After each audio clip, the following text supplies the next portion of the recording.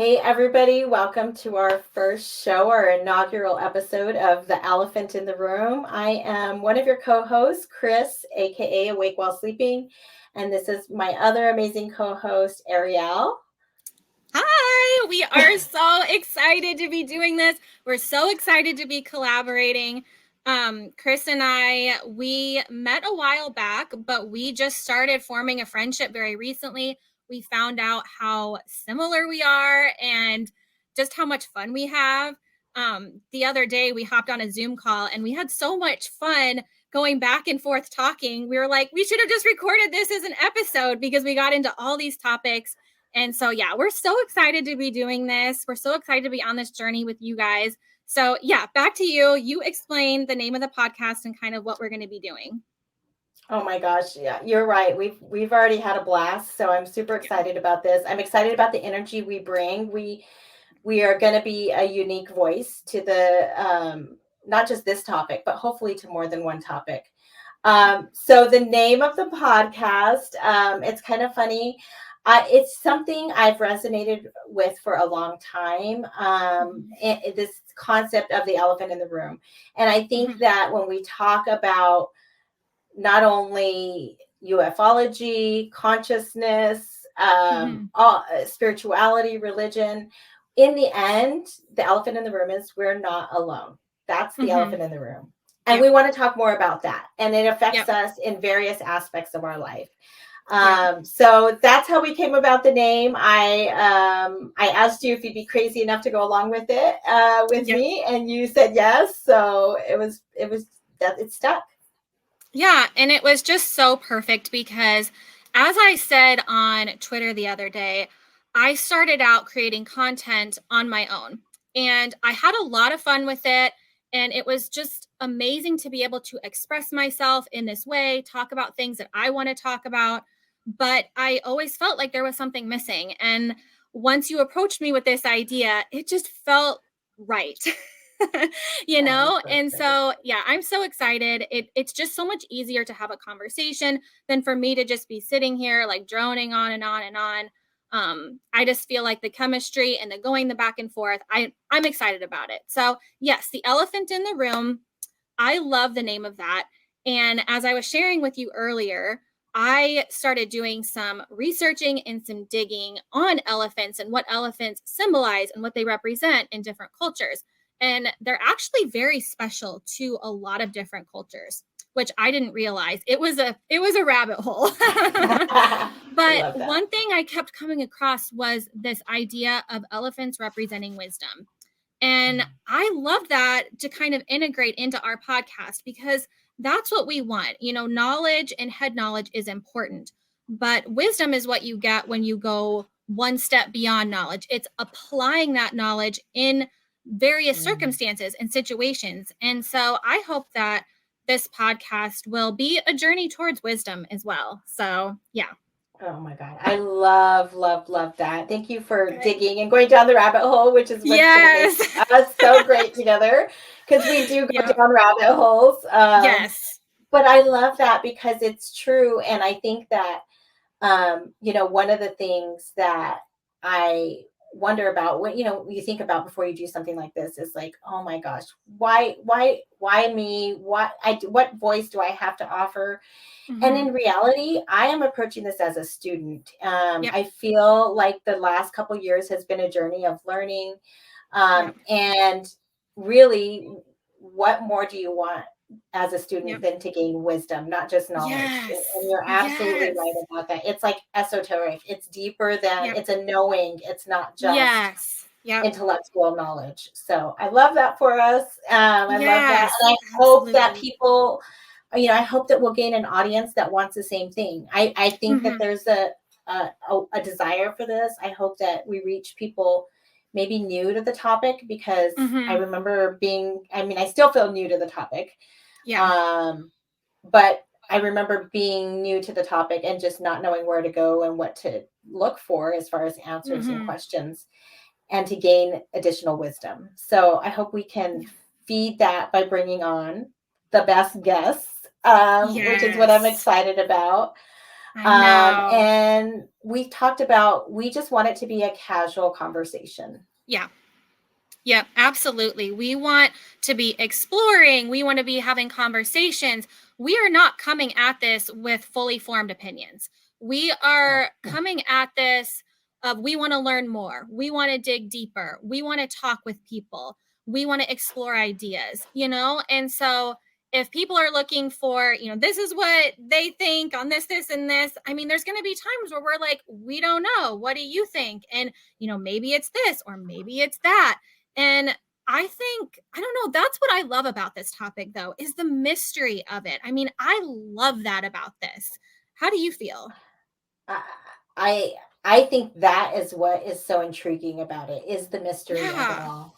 I think Yeah. it's so natural for us to want to demystify things and Mhm. to break them down to their smallest parts so that we can understand them. And that's kind of what we're doing. But at the same time, we know, I think maybe I know, you know, I don't think we're ever going to get the answers that we're looking for Yeah. at this point. Right. So we have to embrace the mystery of it. Yes. You know, Absolutely. you really have no choice but to embrace that mystery.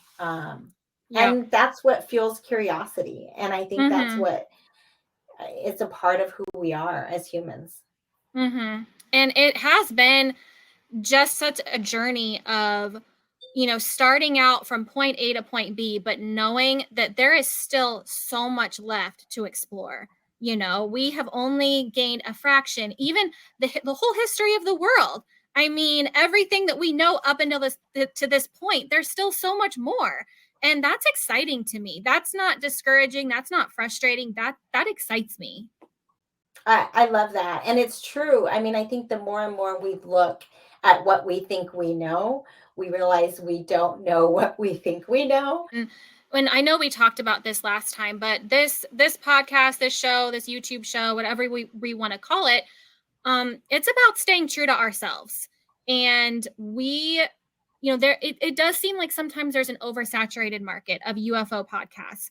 That doesn't bother us. We're here to add what we can add, and we're here to stay true to ourselves. We're doing this because we feel called to do this. We feel that this topic is important to us and we want to speak on it. So if people listen and join us, that's great. But if not, like we still know that we're doing what we're supposed to be doing. I love that. And I think that, you know, that let's just put it out there. That's one of the elephants in the room, right? I'm sure Mhm. we're going to hear from people, "Oh, it's an oversaturated market. We don't need another Yeah. podcast." You know, but the elephant in the room is, like you said, we want to stay true to ourselves. For whatever Yep. reason, we feel this is what we're supposed to be doing right now, and so we're going Yep. to do it. Yep. Um, and we don't think there's an oversaturated market because there's people who are just like us that started, Yes. Yep. and it's nice to also have representation. And let's just face it, the other elephant in the room is there's very few females in this market, in this industry. So we're facing an uphill battle as we go. Yes. I Yes. love and respect the ones that are out there. We've talked about this. We Hmm. think that we have phenomenal women in the industry already, Yes. and we're not here to, you know, compete. We're just here to collaborate and Yep. to add our voice to the discussion. So we hope Yep. that they'll join us. Absolutely. Absolutely. And that's something that I just really want to emphasize to any women that are watching. We are not about competition. We want to empower each other. We want to lift each other up. We want to make each other successful. That is what Chris and I are about. And that's what we're so excited is collaborating with other women and pulling, you know, new women into this field. Like, you know, it's Absolutely. okay to be into this as a woman, you know? Absolutely.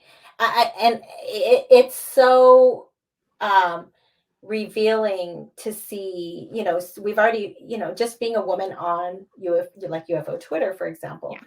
you Yep. see some of the stigma and some of the, you know, but in the end, I think on the flip side, we see so much more respect and love and support from Mhm. people who are looking for a positive voice out there.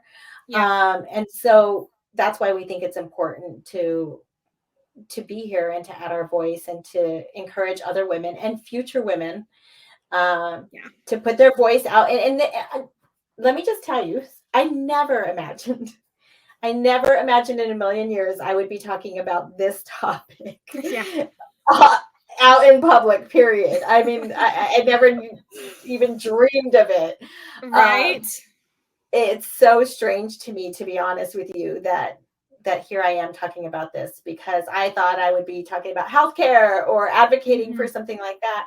But Mhm. now I'm finding that this is such an important topic and it affects so many other areas of life, that this is Mhm. why I'm compelled to be here.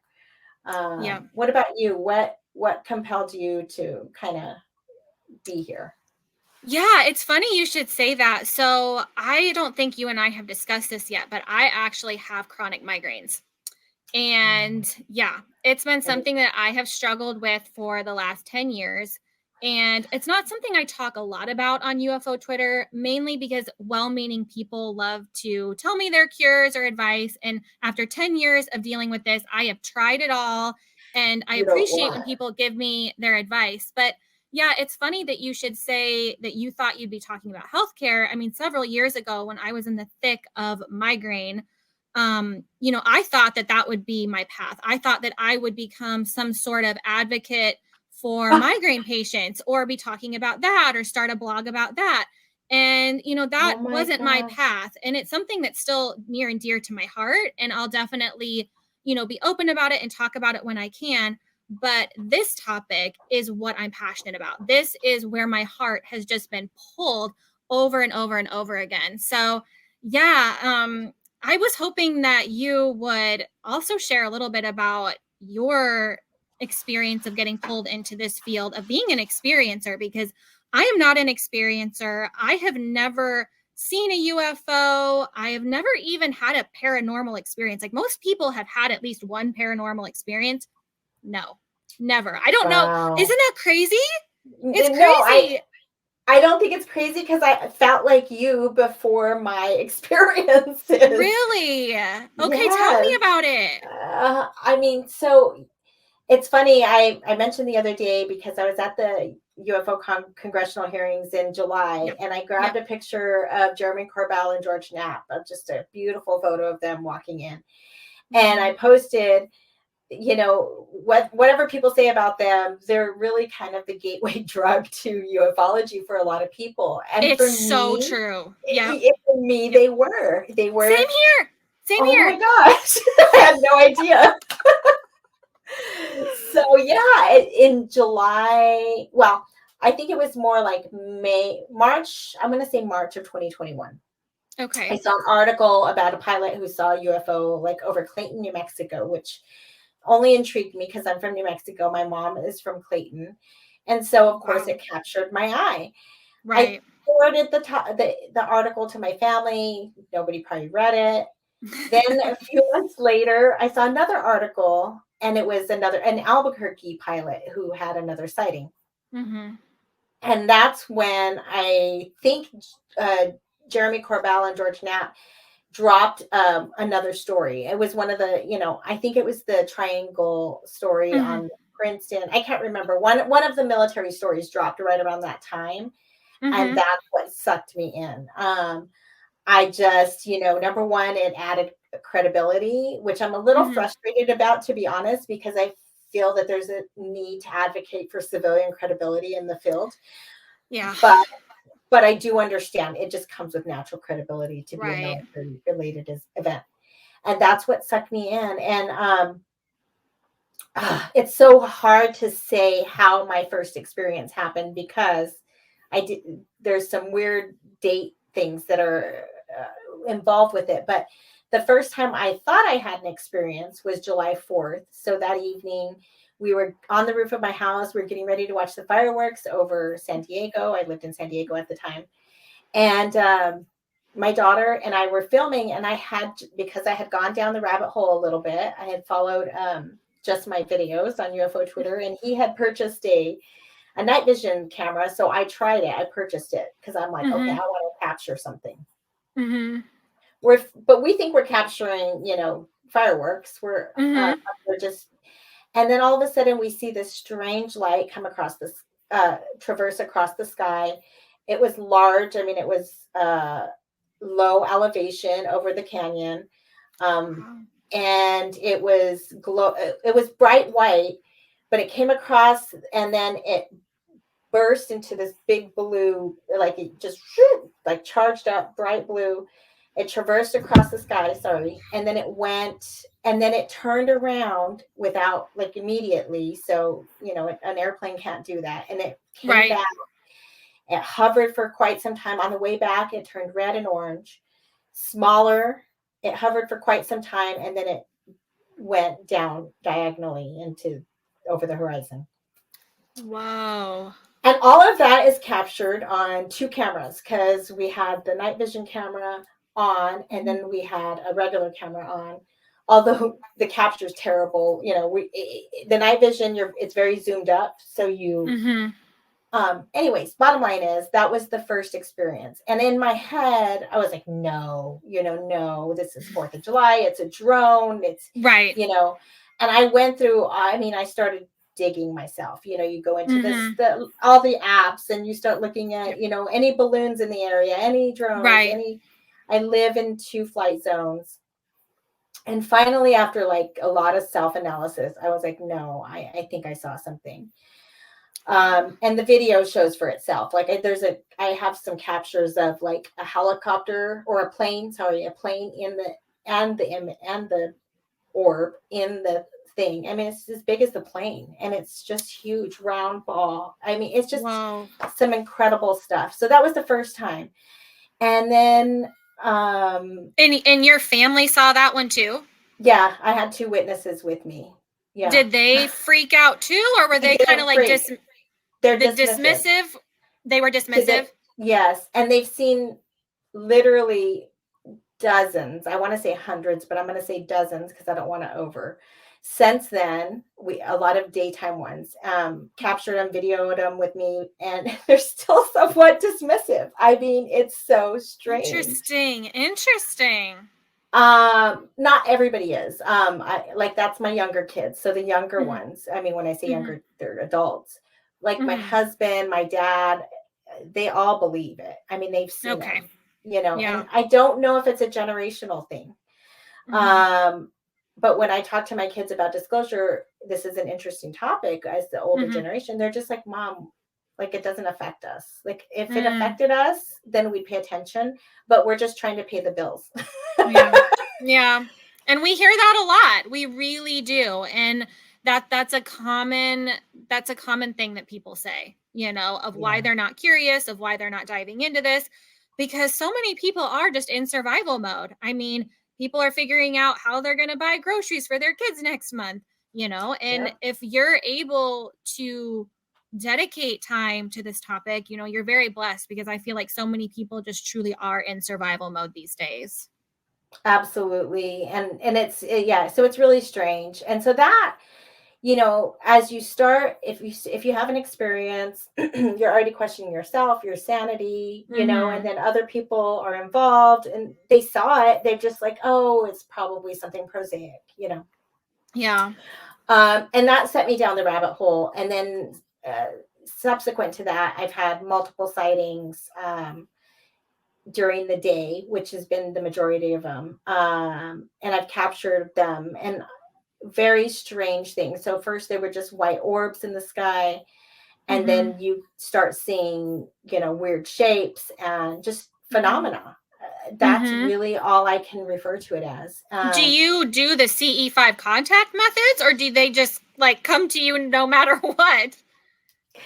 So this is why it's so weird, because the daytime ones, it was like that's why initially I thought the daytime ones were something prosaic, because they were there. I saw it one day at like 3:08 p.m. and then I don't know why I was compelled to go back the next day at the same time, and it was there. So I started seeing them all at the same time. And then it's like, oh, well, that sounds like something that needs to be there, that's supposed to be there. Like what else would be there at the same time every day? I checked weather balloons. They do release them around 4 p.m. in the morning and 4 in the a.m., but they're not in that particular area. And it wasn't a weather balloon. It moves with its own intelligence, and it moves against Mhm. wind, and it moves in strange directions. Um, but yeah, so I ended up calling it the 411 UAP because it was pretty much every day at 411 I could go outside and they would be there. And they just pop into the Interesting. sky like a star. I don't know how else to explain it. Like you're just looking and it's so hard to see.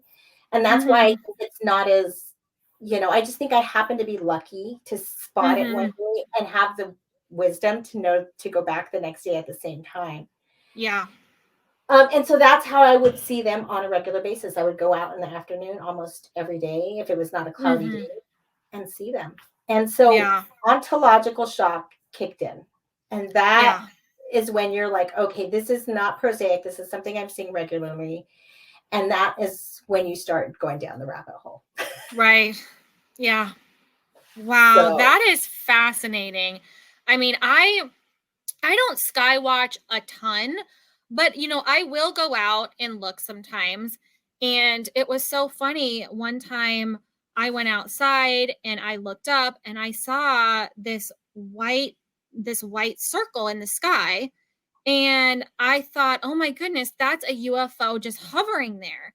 And so I went and I got my husband. I was like, oh my gosh, I found a UFO and it's white and it's hovering. Like maybe it's related to the Tic Tac.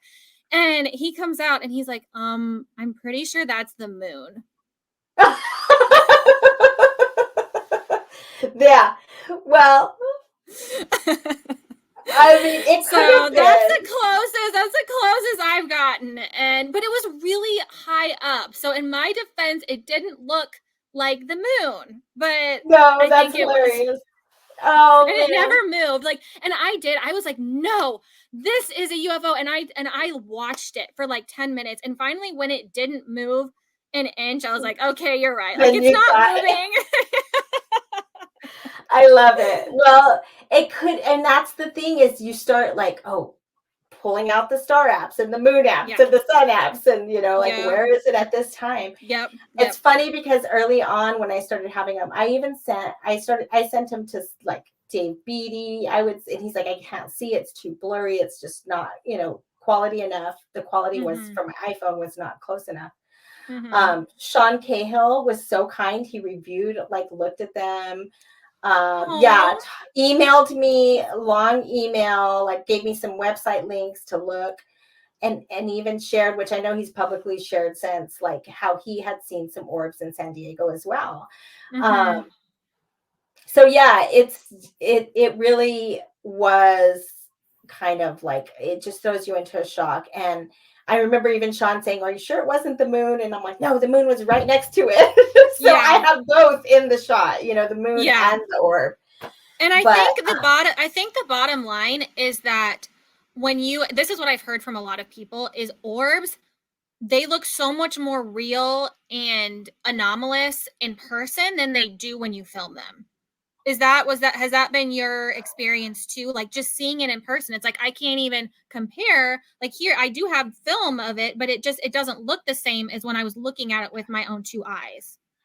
I wish, I mean, I honestly, I'm even hesitant to share some of the images I've gotten out of when I'm taking images because it's so shocking the difference of what you're seeing with your eye and what I've Yeah. captured with my, Yeah. like literally the last thing. And I'm still not ready to share. Maybe one day I'll share with you, but publicly, it's just like almost like a holographic image was displayed instead of and it was like Mhm. literally. And this was at 2 years after. This is right before I moved, and I was shocked. Like it sent me Mhm. down another like, what am I looking at? What it's Mhm. And I don't mean to sound totally crazy. It's just I've got proof. Mhm. I've got the images. I can share with people what I've seen. It's Mhm. definitely anomalous, and that's why I'm going down this rabbit hole. Do you have any theories of why some people can go looking, every day of their lives, looking up at the sky and never see anything, and then you're able to go day after day at the same time and see something? I mean, do you think it has to do with like location of where you are? Is it the person? some kind of frequency in your brain that's able to kind of pick up on it that somebody else might not. I mean, do you have any theories? I have no idea. I mean, I would love to say I have a higher frequency resonating off of me. Right, yeah. Please let that be the theory. I'm a Yeah. Leo. Of course I would love that. But but just kidding. Honestly, I don't know. I don't Yeah. know. And part of me is like, did I do CE5? Like, was my mentality like I Mhm. was seeking, I was looking in the sky, I Yeah. was, going down this rabbit hole. Um, Mhm. so I don't know if that, if I initiated contact. I don't know if it's more like it's wildlife and I just happen to be lucky enough to spot a deer. And now Mhm. I know where that deer comes out every day at 4 Mhm. p.m. and Mhm. waters. And so, I don't Interesting. know. Yeah. I Yeah. really don't know. And the thing about it is I do think location has something to do with it. I don't dismiss that San Diego had something to do with it. I think that Mhm. if it's anything, I guess, maybe it's a probe, maybe it's something observing our Mhm. activity. Um, Sometimes I think that. But the thing is, when I moved here, I've had 2 daytime sightings that were pretty significant and on film. Interesting. So I, Wow. I'm in another state, and I've Yeah. seen things. That's the other thing is when I was going down the rabbit hole. Sorry if I'm bumping things. Oh no, When I you're was good. going down the rabbit hole, um, I had run out of computer space because I was recording so many of these things, and all my filling up all my discs and everything, and I went to an old camera to get the flash card out because, Mhm. well, I found a flash card in there and I was like, oh, cool, this camera had been broken for years. And Mhm. so I popped the disc in to, get to use it.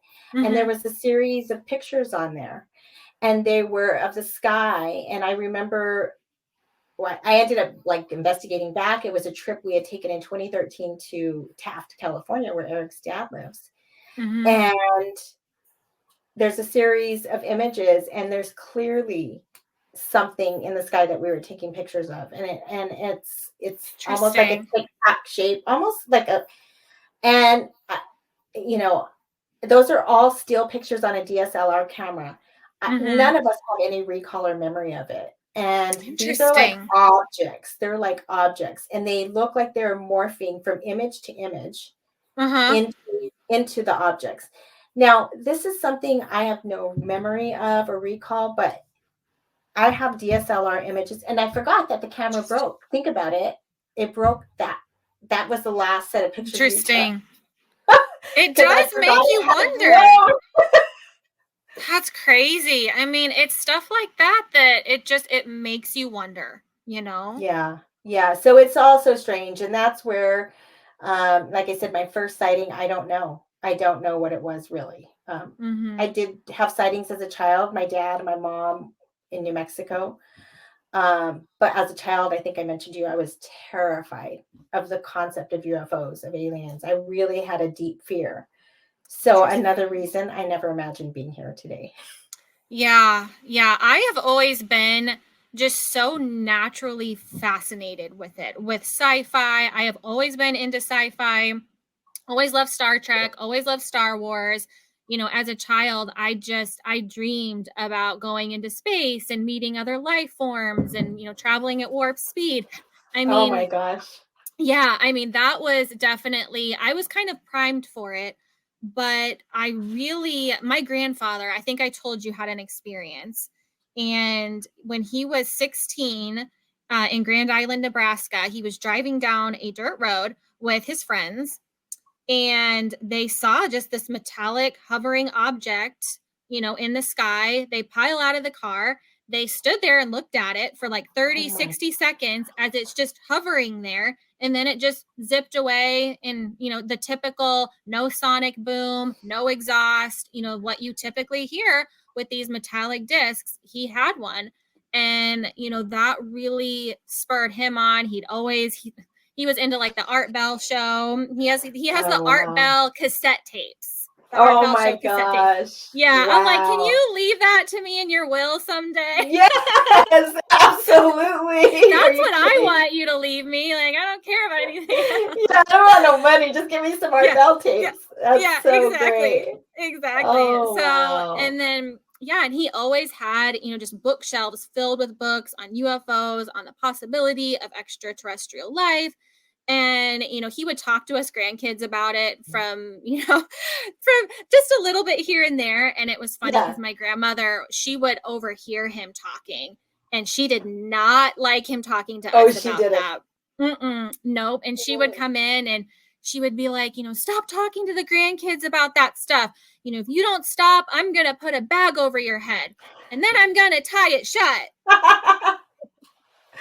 That's great. So she did not like it, but that always just kind of Oh. spurred my curiosity. And I think when you have a relative who, especially an older relative, it almost gives you permission. Like, okay, somebody in my family is interested in this. Somebody in my family is exploring this too. It's in my blood. I can be exploring it too. So I feel like in some ways, his experience, even though I've never had my own experience, it kind of gave me permission in a way to like dive into it more. Does that make sense? No, I think absolutely. And it's so interesting to me, just the fact that one experience like that can take him down a pathway of a lifetime of Yeah. research and investigation, and to Yep. pass it on to his grandchildren. It shows you Interesting. how powerful the phenomenon is in people's Yeah. life and how it affects them. Yeah. And generations to come. I mean, look at you. Yeah. Yeah. That's amazing. And it's so funny because I've never been into sci-fi. Like, I don't know if I've ever watched a sci-fi. Really? Interesting. Yes. And that's the thing, is I feel like I have to catch up. Like, I've had to watch like Close Encounters of the Third Kind again. And I'm like, I don't know any of this lore or any of the cultural idiosyncrasies that come along with the sci-fi world. That's a lot more catching up to do. Tell me, what did you feel when your grandfather told you those stories? Like, what was your just sheer curiosity and this excitement of maybe there is more out there. Maybe we're not alone, because for me that's exciting. I know a lot of people, they want to think that we're the only ones, that we're somehow special. To me, that's a little bit sad and depressing. I love the idea that, I mean, I hope they're not like malevolent, I mean, maybe some of them are, that Right. freaks me out. But I mean, just in the sense of there's more out there. There's more to explore. There's more to discover. That it filled me with excitement and curiosity. I love that. I wonder if he knew, do you still have your grandfather? Yes, he's still alive. Oh, good. Does he know the impact he's had on you as far as? I think a little bit. I haven't told him about what I'm doing with this because I'm not sure if he'd even quite understand like social media. They don't have a computer. They don't text. Like, they have their landline. But I did tell him the first congressional hearing. I called and I was like, "Did you know they're doing a congressional hearing on UFOs?" Cool. And he didn't know about it. And he was like, "Oh my goodness." And I think he was excited that I was into it and that he was into it. And yeah, it was fun. That's so cute. I love that. Yeah, oh, it is. It's fun. What personally would you say is the most difficult concept to face when we're talking about the phenomenon? Yeah, I think that for me, it's trying to figure out, and we can talk a little bit about this because we're at different places with our faith. So the differences in our faith, I actually think that the differences of where we're at in our faith journeys is going to be beneficial to us, because I think it's going to spark good conversations of, this is where you've been and this is where you're at and this is where you feel you're going and this is where I'm at.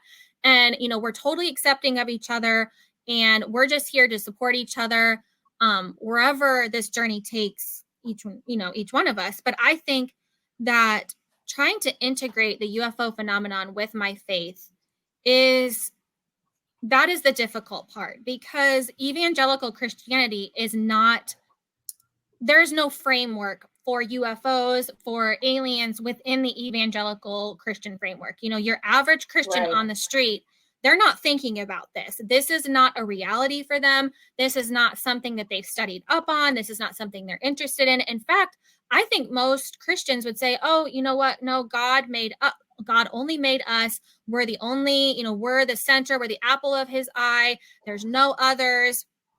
And, you know, they would just kind of dismiss it and be like, oh, you're probably just, you know, the UFOs are probably just demonic or demons or some sort of spiritual warfare. Right. And so I get a lot of pushback there. And so trying to explore this and find answers. And actually, when you start to dive into the Bible, there's a lot of interesting accounts that when you start to broaden your beliefs and your belief systems and integrate some of, you know, there might be NHI, there might be extraterrestrials interacting with us. It actually makes some of those Bible stories maybe make a little more sense. And so I think that pushback that I get from the evangelical community and just trying from my own heart, how do I reconcile this? How does this make sense to me? You know, what do I think about God as a creator and creating us and creating other sentient species? And, you know, would they need, you know, salvation, or, you know, just that whole thing. I love that. Just the whole thing is, I think, the hardest part I have with it, but it's also the best part because it's opening my eyes, it's broadening my horizons. It's not putting God in a box. You know, I feel Yeah. like a lot of Christians or a lot of people who are spiritual or, you know, Catholics, whatever, we have God in a box. And when you start to consider all of these mysteries, it's like maybe we don't quite have God figured out. Maybe he's Absolutely. bigger and more all encompassing than we ever thought that we could ever even comprehend. And then anything's possible, you know? Yeah. And so to me, that's really Absolutely. exciting, but it's difficult dealing with the evangelical The community pushback. because of the pushback. So I don't know. What about you? And yeah, please No, share a little bit about where you're at with your faith as well. yeah, no, I mean, I actually resonate with so much about what you're saying. I think that Yeah. for me, I would say I came actually from an evangelical Christian background as well. Okay. And so interesting enough, when we were actively involved, which we're not so much anymore, but when we were, we used to listen to this guy who preached this whole series on UFOs and the end times and the demonic. Yes, like literally. And he Interesting. was in the aerospace industry at the Interesting. time. And anyway, so I had forgotten about that, and my husband reminded me.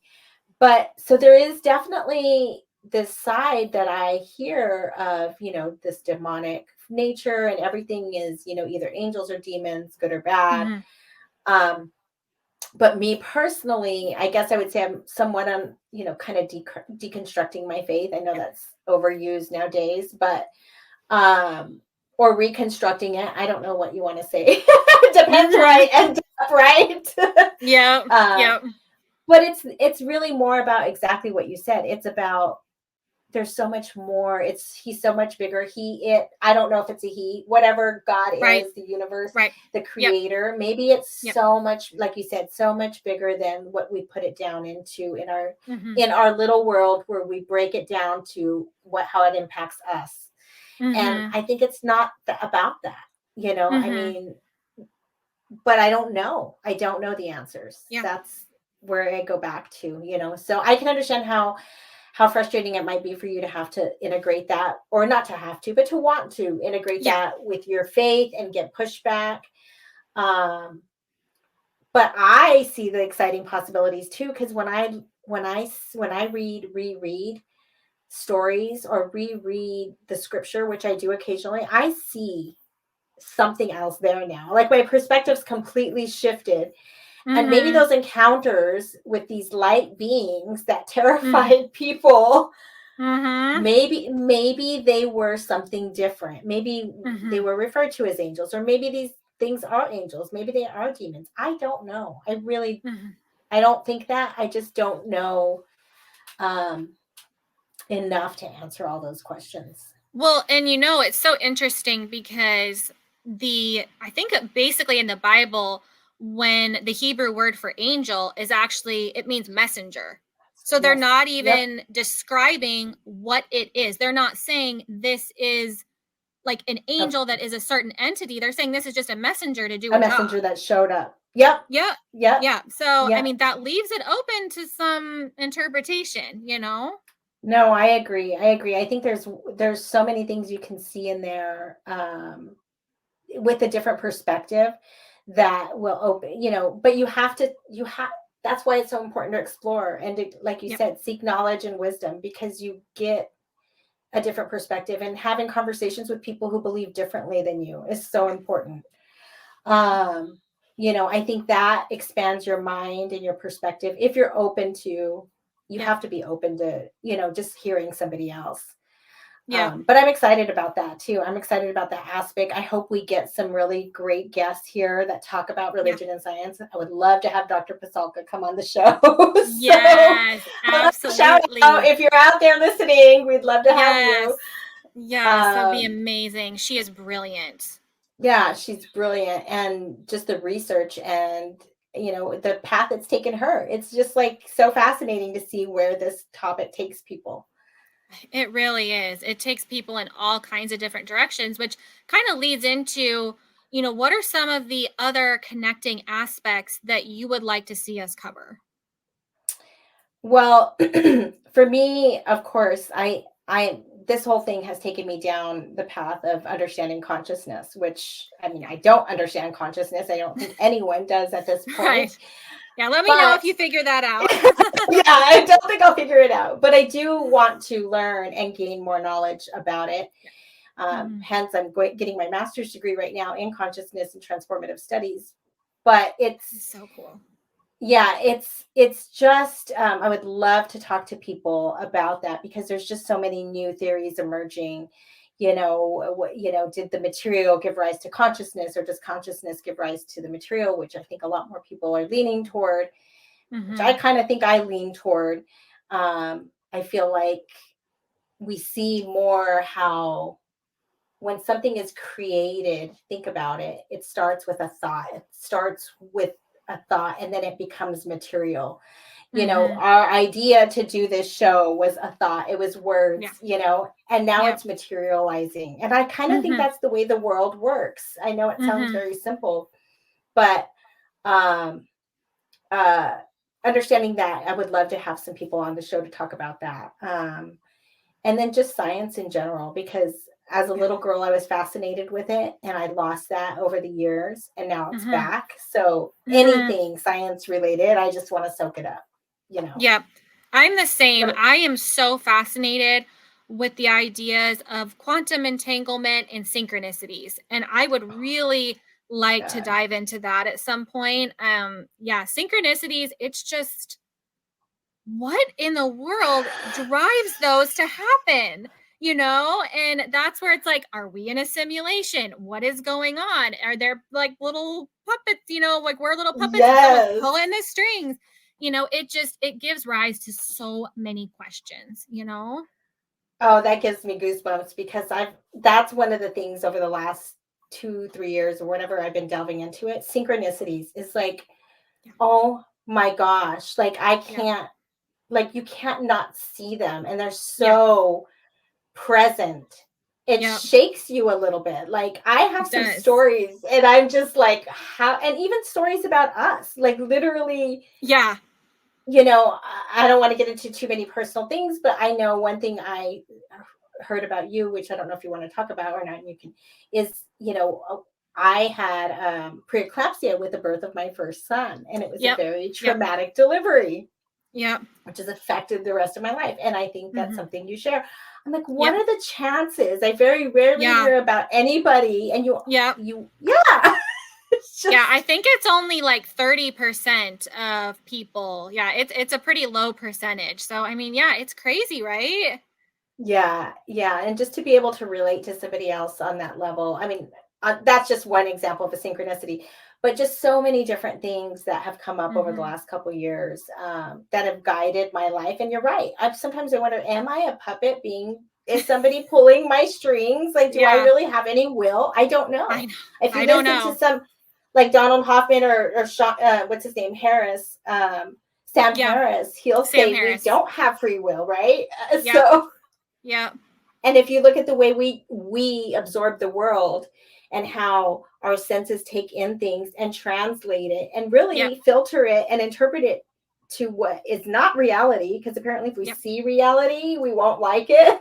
Mm-hmm. So Yeah, and it's then all so cool. you add in like people who have neurodivergence and such as yeah.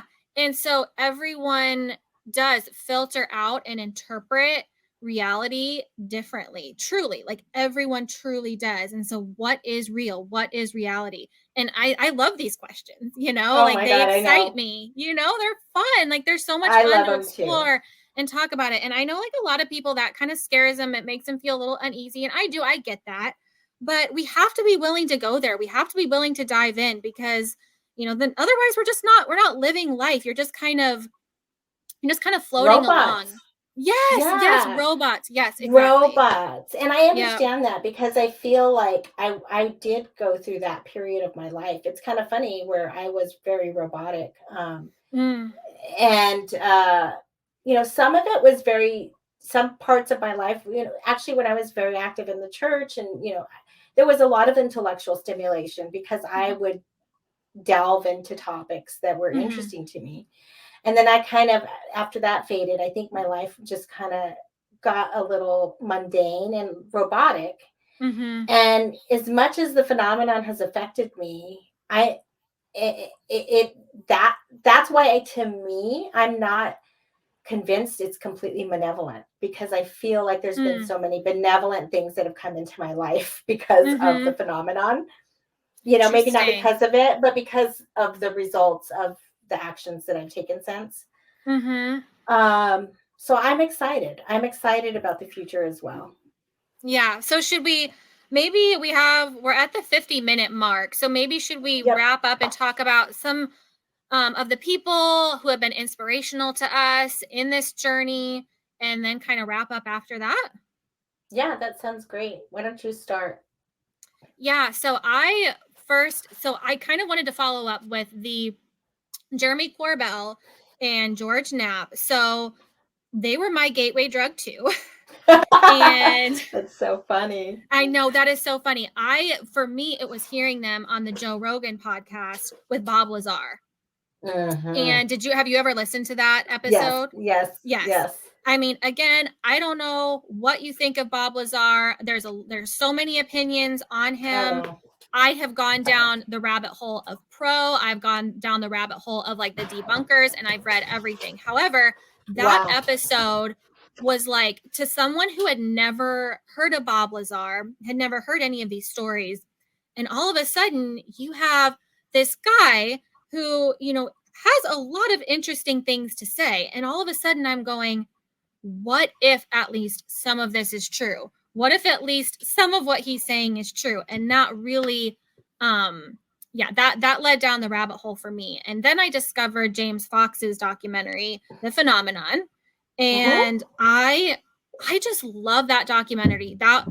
The historical cases, the military cases, he talks about the connection to nukes, which is a particular fascination of mine. Me I find the too. nuclear connection so fascinating. Me And he too. just dives into all of that. It was so well done. I love his passion. So I've been following him, and then I loved Moment of Contact.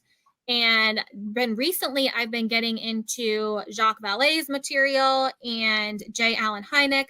I find J. Allen Hynek to be really an interesting character because he did go from skeptic to, To consulting on converted. Project Blue Book to, there's something to this. There's something real here.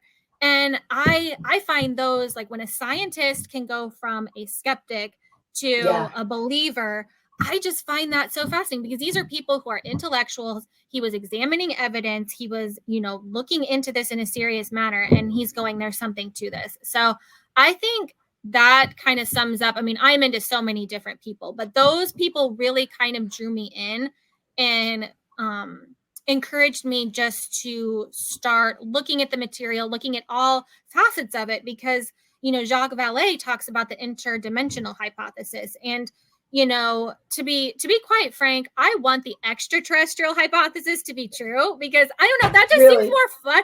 That just seems more fun to me. Like, there's actually like space people like coming traveling. down.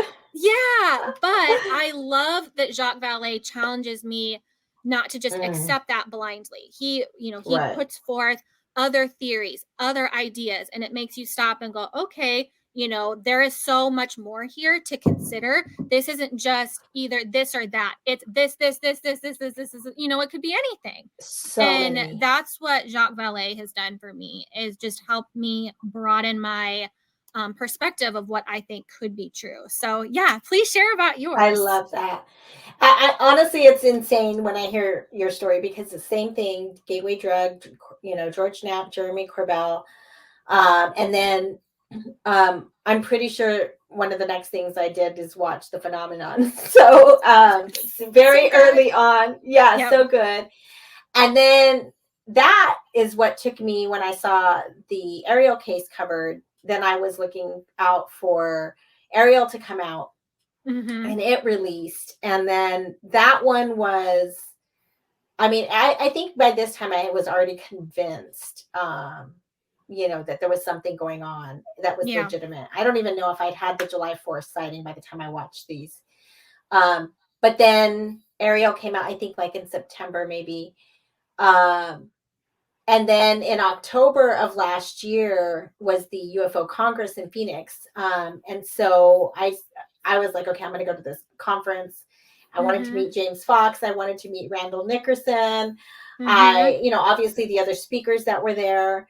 And I went and ended up connecting with both of them. I connected with Travis Walton, spent time talking to him, which was really, spent like an hour talking to him personally. Such an amazing person, such an amazing guy, his heart. Oh my gosh. Yeah. Oh, he has such a huge heart. You could just see when he tells some stories, you can just see it. So cool. Some cool things. Reading, same thing. I'm 100% gonna be honest. I love to read. I cannot read like I used to read, which is a problem for me.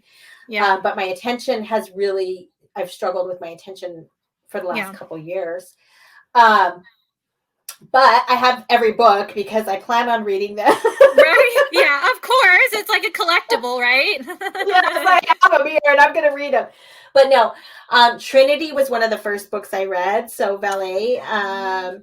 And that was probably, it really hit me and struck me because number one, it's in New Mexico. So I'm from New Mexico. Yeah. And I've eaten at the same places that are in the book, and it just really resonated with me.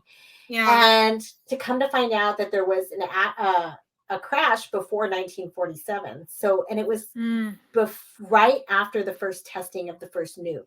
So I'm with you. This whole nuclear connection, fascinated with it. So fascinating. Yes.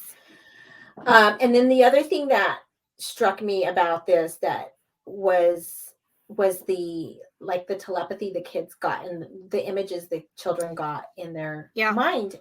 And it struck me because it reminded me of Ariel. And I'm like, oh my gosh, this is a thing. This is a consistent pattern that I'm seeing. Yep.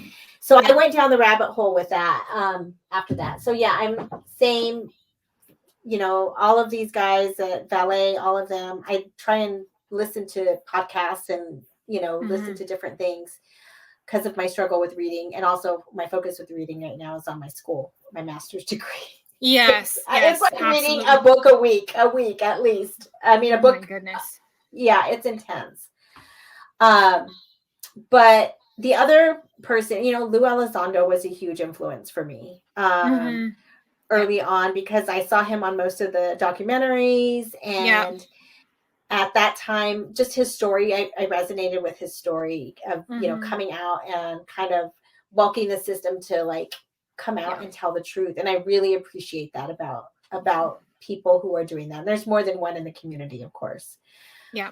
So yeah, those are the kind of the people that have influenced me so far.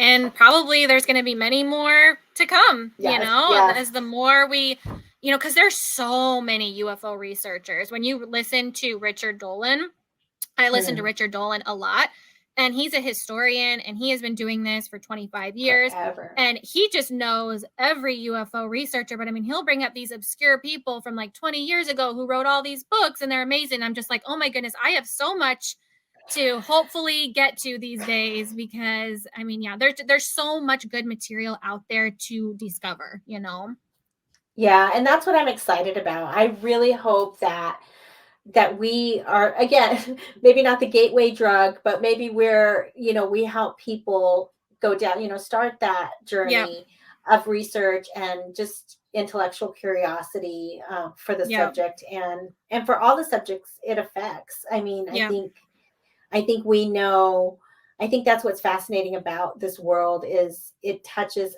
I don't know if you've watched Encounters yet. I haven't, no. I want to. Matthew, yeah, it's first one is really good. Matthew Roberts is in it, and he talks about his story, and he's very brave to come out and talk about it. I'm surprised they went there, but he said something, and I don't want to misquote him, but he basically said,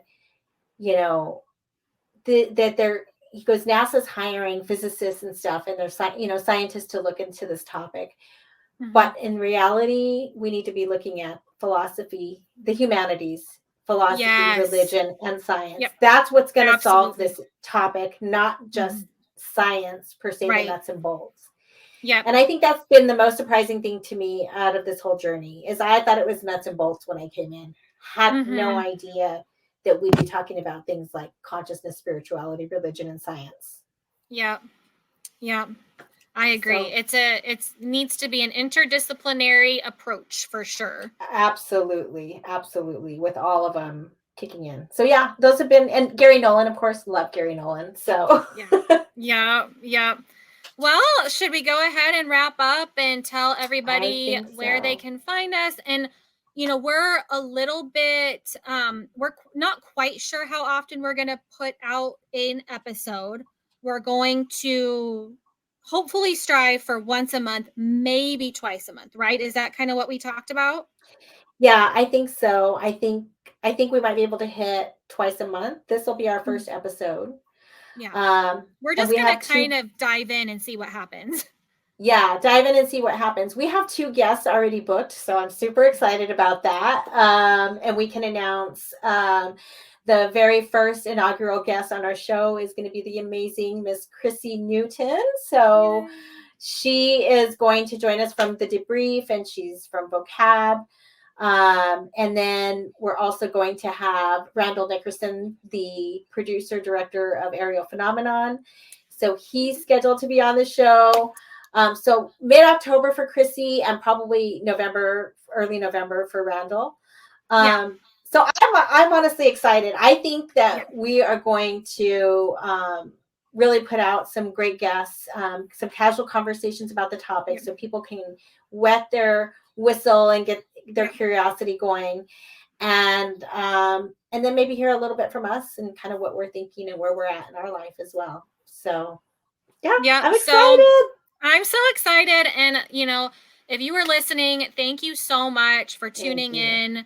To everyone who has supported me from the beginning when I was creating content on my own, who subscribes to my newsletter, who leaves comments on, UFO Twitter. Thank you so much. I mean, it really does mean the world to us. And if you're listening now, just thank you so much for taking time out of your day to listen, because it truly does mean the world to us. And again, we don't need people to listen, but it's so nice to know that we have supporters, that we have a community, that we have people who are rallying around us and wanting to learn along with us. So yeah, that's should we talk about where we can be found? Yes, absolutely. So for our YouTube channel, which is really all we've started so far, hopefully that'll grow once we learn what we're doing. We're just trying to figure this out. I know, but we're learning as we go. We're learning as we go. At Elephant in the Room 411 is the YouTube handle. So hopefully, actually we can pop that up here. And so you can subscribe on YouTube there. And then, of course, you can find Ariel and myself on Twitter. We have our handles right above or below our name there. And then Ariel, you have a ton of places. You guys go support her. She has an Etsy page. She does some art you can purchase. She writes for Medium. So follow her. I really don't have a lot of those things going right now. No, Mostly just Twitter. go to my Twitter and at AES Skywatcher. That's my Twitter handle. And then you can click the Linktree link, and then that just pulls up every, where I can be found. And especially consider subscribing to my newsletter. I didn't get one out for September because we got a new puppy and things went crazy this last week and just was really low on time. But the newsletter is where I can talk more freely because of the character limit on Twitter. That limits, how much I can say on a certain subject. And so subscribe to my newsletter, and then I put out, my content on there. And that's just the best place to follow me. Yeah, and you can also follow her on her YouTube. I have a YouTube as well, which I'll be cleaning up now that we have a channel. I'll be posting some of my videos from my sightings at some point. Yay! Yeah, I have a couple on there, but they're just kind of, thrown on there. But I will do that at some point. Perfect. Just because I think it's important, that people understand. Like I know it's hard on Twitter to like even post what you're seeing and stuff, because you can get so much criticism and so much judgment. Yeah. And it's really scary for me, honestly, when I post. But I feel like one thing is that I'm here, I'm present, I can be asked questions. Somebody wants to look at my stuff, they can look at it. Somebody wants to, I'm an open book. Investigate my stuff. I would love somebody to do that. Thing is, people want to judge it, but nobody ever wants to look at it. I know, right? So I'm okay with that. I'm open book. And I'm excited. I'm excited that we're here, and I'm rambling now. So I'm going to let Ariel wrap it up. All right. Yes, that was so much fun. I'm so glad we got to do this intro episode together, and we will see you guys next time. See you. Bye. Bye.